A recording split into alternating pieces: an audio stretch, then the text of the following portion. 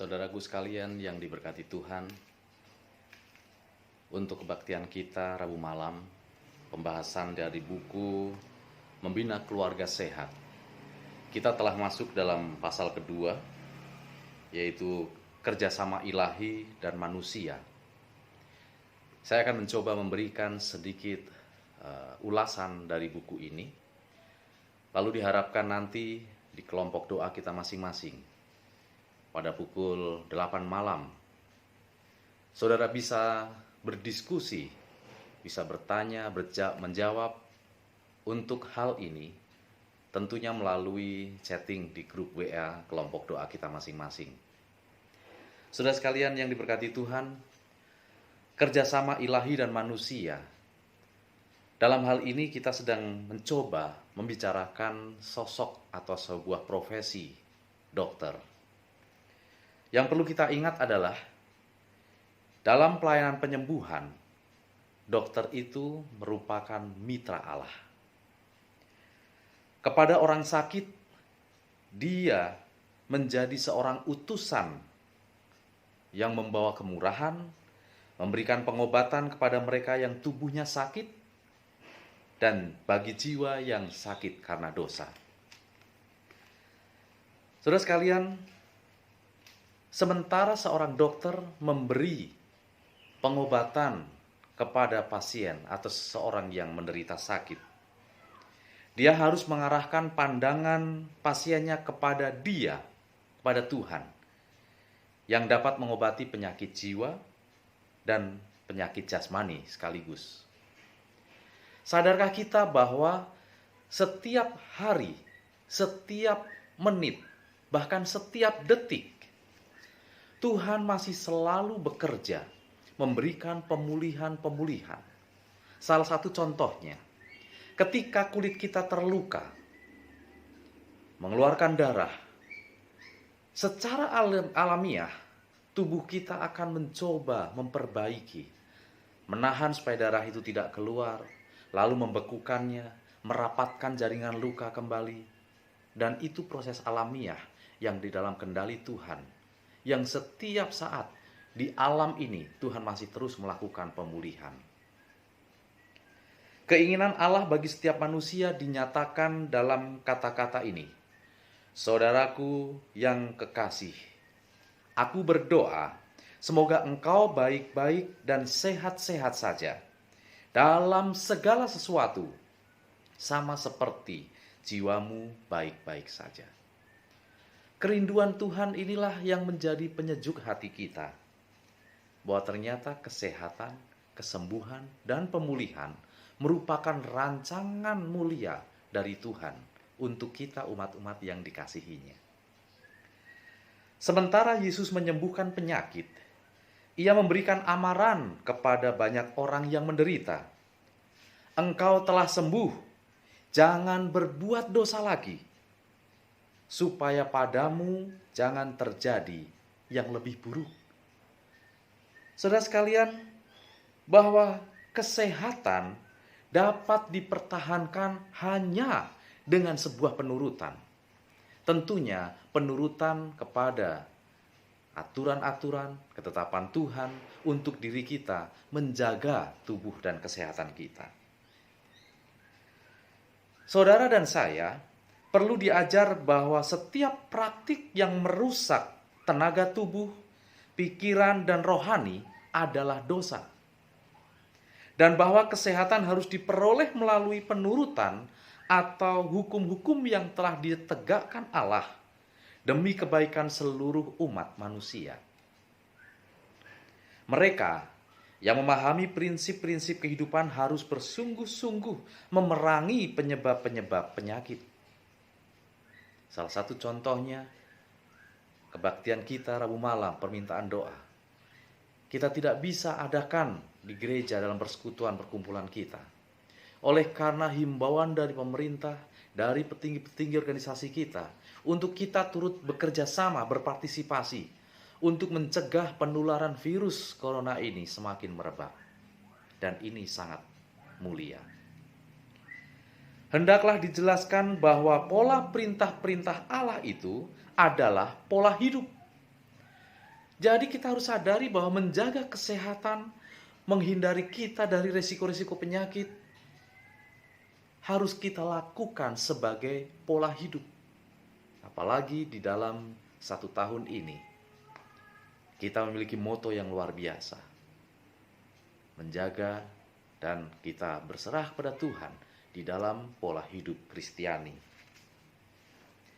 Saudara sekalian, Tuhan telah memperkenalkan kepada mereka hukum yang berkaitan dengan kesejahteraan jasmani maupun rohani.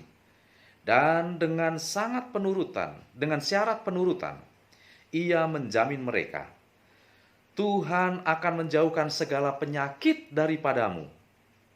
Perhatikanlah segala perkataan yang kuperingatkan kepadamu pada hari ini, karena itulah yang menjadi kehidupan bagi mereka yang mendapatkannya dari kesembuhan bagi seluruh tubuh mereka. Dan mari kita ingat, ada satu kata-kata Tuhan yang menjadi satu ajakan, menjadi satu penawaran yang indah. Ketika Tuhan katakan, marilah kepadaku, saudara yang berbeban berat, yang letih lesu, yang segala sesuatu kita memiliki kekurangan, keterbatasan, dan memiliki banyak keperluan. Aku akan memberikan kelegaan kepadamu, kata Tuhan. Saudara tahu bahwa itu adalah resep untuk penyembuhan penyakit-penyakit fisik, mental, dan sekaligus rohani.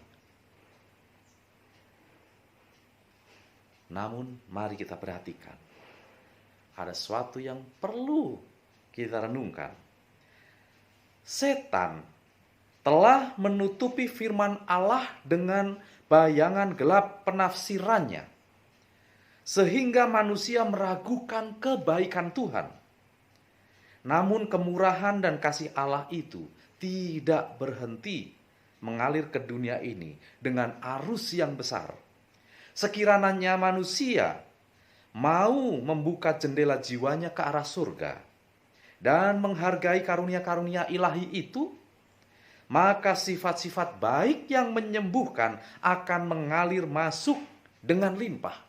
Puji Tuhan, sangat indah janji Tuhan ini. Saudara sekalian, maksud Allah bagi kita ialah supaya kita tetap bergerak ke atas, mengarahkan hati kita, jiwa kita, dan pikiran kita hanya selalu tertuju kepada kuasa Tuhan. Bukan melulu tertuju kepada kekhawatiran kita oleh karena berita-berita tentang virus yang semakin merebak, korban-korban yang semakin banyak. Tuhan lebih mau dalam kondisi apapun, kita lebih mengarahkan seluruh perhatian kita tertuju kepada Tuhan yang pegang kendali atas segala hal.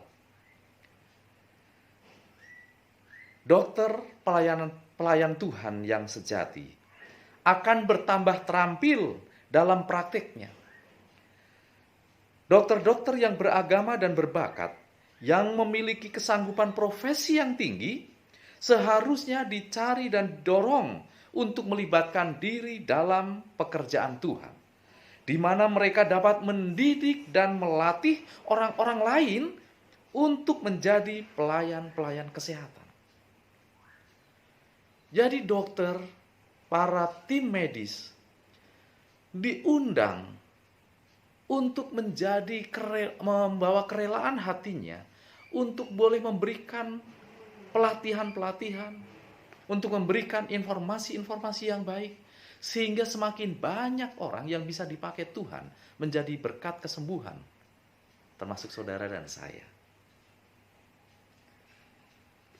Namun perlu diingat, baik kita yang tidak berprofesi sebagai dokter, dan secara khusus para dokter, perawat, dan tim medis, tidak ada persekutuan yang lebih erat dengan Tuhan diperlukan daripada dalam pekerjaan dokter itu. Oleh karena dia yang mau melakukan dengan benar tugas-tugas dokter, mestinya setiap hari dan setiap jam menghidupkan kehidupan sebagai umat Allah. Hidup pasien terletak di tangan dokter itu. satu diagnosa yang ceroboh, satu resep yang salah, dalam suatu pembedahan, walaupun hanya selebar sehelai rambut saja, maka satu nyawa mungkin saja akan jadi korban. Betapa pentingnya agar dokter itu harus senantiasa berada di bawah penguasa tabib agung, yaitu Tuhan kita. Bapak Ibu sekalian yang diberkati Tuhan, dokter yang menyadari bahwa Tuhanlah juru selamat pribadinya,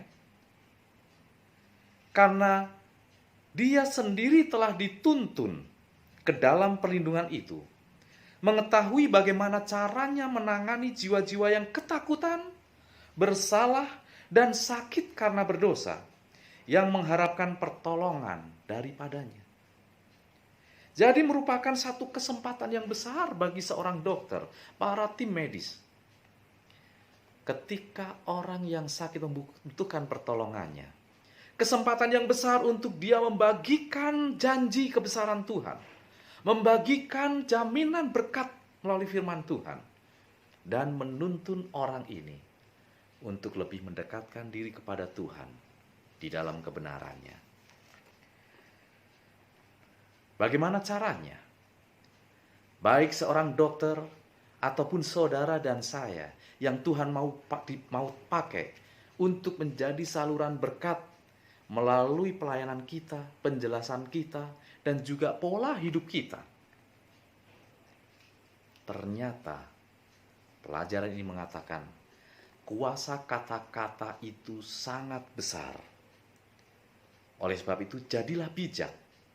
Dengan kata-katanya lah Yesus menyembuhkan penyakit, bahkan mengusir setan. Dengan kata-katanya dia menghardik dan meneduhkan gelombang laut. Bahkan dengan kata-katanya juga dia membangkitkan orang mati.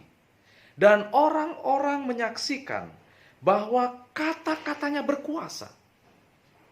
Sehingga setiap orang yang mendengar Yesus berkata-kata, yang menyaksikan Yesus melakukan sesuatu, mereka merasa sangat terjamah. Mereka merasa sangat diberkati.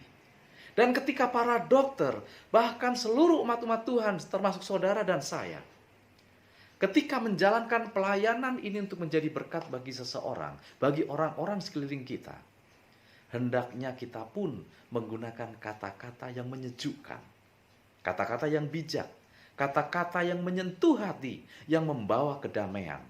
Karena itu sangat besar pengaruhnya bagi kejiwaan seseorang, khususnya bagi setiap orang yang sakit. Saudara sekalian,